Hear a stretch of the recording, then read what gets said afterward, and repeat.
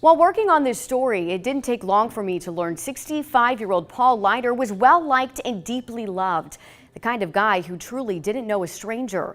Even though Paul himself didn't have any enemies, investigators believe some of his relatives could have been targets of retaliation, and perhaps Paul got caught in the crosshairs. It looks like my husband is dead in a chair. It looks like he got shot through a window. He's dead. He's dead. Cop cars and crime scene tape took over this typically quiet Miami Township neighborhood back in 2013. Oh my God, this is so gruesome.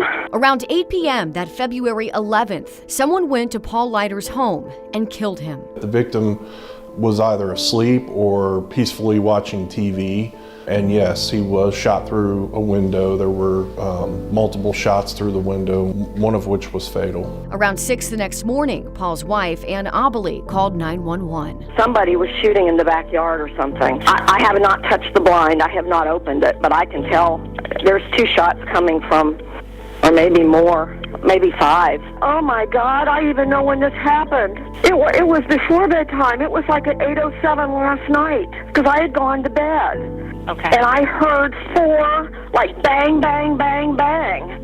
And I just thought he was in the basement working and banging on the pipes or something. It wasn't unusual to hear gunshots in that area, according to Miami Township Police Lieutenant Greg Jenkins, one of the first investigators on the scene. The neighbors were kind of immune to that because over the hill from the victim's residence was a pseudo shooting range. State investigators and local detectives spent about 33 hours collecting evidence at the house.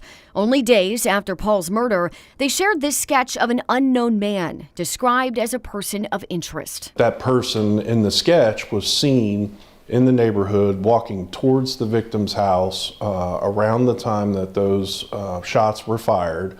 And according to 2 of the witnesses, they had never seen that person before. Despite that detailed drawing, even now, police can't say with certainty who that man was. But he wasn't their only possible lead or potential suspect. His wife was a Board of Pharmacy employee at the time who conducted investigations into alleged illegal acts committed by pharmacists or doctors or anyone of that sort. There was concentration on a number of cases that his wife had worked at the time. That led them to Michael Krusling, who ran Mike's Batavia Pharmacy. Records show the state board permanently revoked his license in 2011 after Paul's wife Ann investigated him and found he had been forging prescriptions and illegally selling drugs. After Paul's murder on February 15, 2013, police got a warrant and searched Krusling's home. We don't know what they found there, but one day later, on the 16th, Krusling took his own life.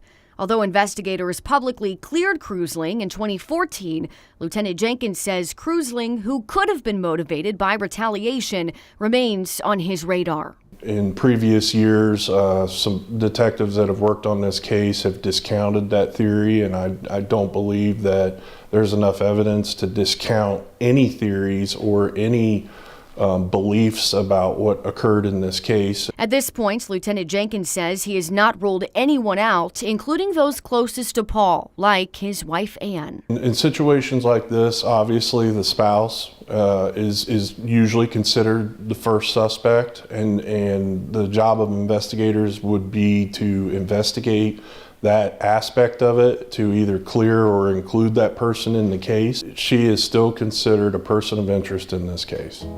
For Paul's friends, like Jay Allred, who knew Paul through cycling, and Jonathan Eilert, the pastor of Paul's church, it's difficult to understand why this happened to a person like Paul. Veteran, community member, churchgoer, active in his community, great friend, great husband, great family member. He was funny, he was lighthearted, he had a great sense of humor. Paul's just a really laid-back person that could get along with anybody. Paul, known for his devotion and dedication, even put his passion to the pedal after he retired, spending months cycling across the country. It just was a perfect example of his adventuresome spirit and his willingness to put himself out there in the world in a way that he got something out of it, but then the world got something out of him too. Paul documented his entire journey in hopes of later sharing his experiences with the world. Anne, as his widow, made that dream a reality, piecing together Paul's words and photos in a memoir that she has since shared with others. When you look through the book and you see pictures of people that he would meet in a small town and have a great conversation with, share a meal with, for him, those are the stories that he came back talking about and was so excited about. It's those memories, those details about Paul's personality, along with the evidence that Lieutenant Jenkins says really point to two main theories. There is one theory that it was a targeted attack, and then there's another that it was not targeted, that it was an act to cause fear to anyone that was inside the house. Paul's friends have their own suspicions, yet they know speculation won't solve this case. Instead, their energy is spent on remembering and honoring the life of a man they loved and lost far too soon. Sometimes it's when people are the most full of life, and Paul was one of those people that was so full of life that it makes it even more shocking that they're no longer here. I missed him all the time because he was just such a joy to be around and such a great influence. We felt like we were unplugged from an electrical light socket that gave us energy.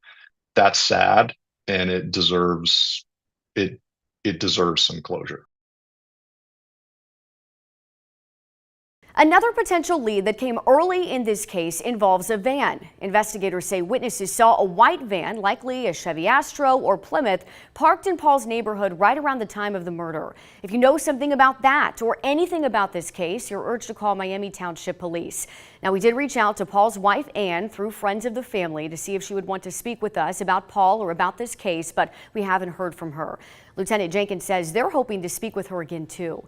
Loved ones who know Anne have told us that she was devoted to Paul and was devastated by his death. Jessica Schmidt, Fox 19 Now.